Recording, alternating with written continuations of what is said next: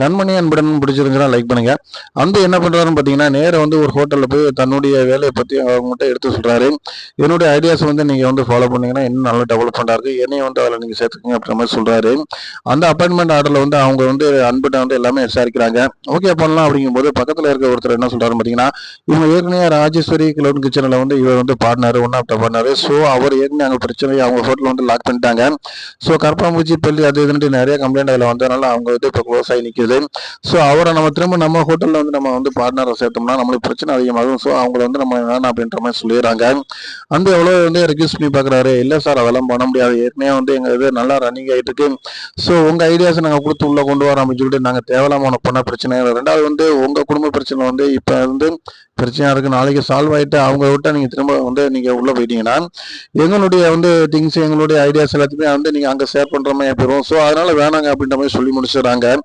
அன்பு ரொம்ப ஷாக்காகி போறாரு. அவரால் எதுவுமே பண்ண முடியல, ரொம்ப அப்செட் ஆகி வெளில வந்துகிட்டு இருக்காரு. அதே மாதிரி வந்து பார்த்தீங்கன்னா கண்மணிக்கும் ஒரு பிரச்சனை ஏற்படுது. எப்படின்னு பார்த்தீங்கன்னா கண்மணி நைட்டில் வந்து அந்த மாதிரி வந்து பிரியாணி மிட் நைட் பிரியாணி போட்டுக்கிறாங்க. அப்போ போலீஸ்காரங்க ரெண்டு வந்து சத்தம் போகிறாங்க, லைசன்ஸ் இல்லாமல் நீ எப்படி இதெல்லாம் பண்ண முடியும், அதனால வந்து இனிமேல் இதை பண்ணக்கூடாது சொல்லி சர்டிஃபிகேட்லாம் தூக்கி எறிகிறாங்க.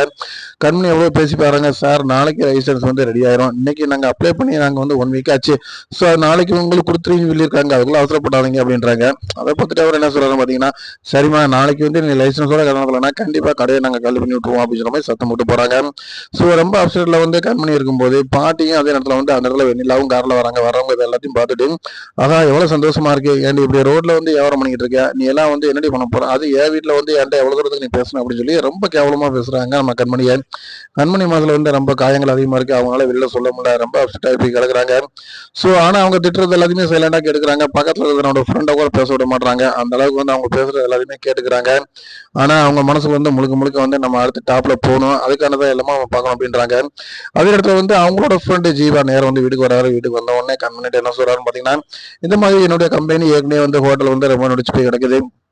ஸோ உன்னுடைய இடியாப்பனுடைய இது வந்து நல்லா இருக்கு, ஸோ அதை வந்து வடகரி இடியாப்பத்தை வந்து நம்ம சேர்த்துக்கலாம், முடிஞ்ச அளவுக்கு வந்து என்னுடைய ஹோட்டலை வந்து நீ விற்பனை கொடு அப்படின்ற மாதிரி சொல்றாரு. அதை பார்த்துட்டு ஜீவாட்ட சொல்றாங்க, இல்லை ஜீவா என்னால் அது முடியவே முடியாது, என் புடிச்ச வீட்டிலே வந்து என்னை ரொம்ப வந்து தரகுறவா பேசிட்டாங்க. ஸோ இனிமேல் நான் ஒரு கம்பெனியில் போய் வேலை ஆகிறதுல எனக்கு இந்த விருப்பம் இல்லை, சுயமா நான் பண்ணணும், அது வந்து டாப் நம்பர் கொண்டு வரணும்னு தான் என்னோட ஐடியாவா இருக்கு அப்படின்றாங்க.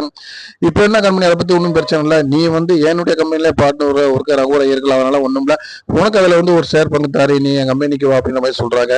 ஸோ உன்னுடைய வேலை என்னன்னா என்னுடைய கம்பெனியை நீ மெயின்டைன் பண்ண அதுவே போதும் அப்படின்றாங்க. ரொம்ப சந்தோஷப்படுக்கிறாங்க. அவங்க வந்து திரும்ப அதுக்கான வர்றதுக்கான வாய்ப்புகள் நிறையவே இருக்கு, நான் யோசிச்சு சொல்றேன் அப்படின்னு சொல்லி கம்பெனி சொல்றாங்க. ஸோ இந்த அளவுக்கு வந்து அவங்களுக்கு ஒரு பாயிண்ட் கிடைக்குது, அதை அவங்க எப்படி யூஸ் பண்ணிக்கிறாங்க அப்படிங்கிறவங்க தொடர்ந்து பாருங்க, லைக் பண்ணுங்க, ஷேர் பண்ணுங்க, சப்ஸ்கிரைப் பண்ணுங்க.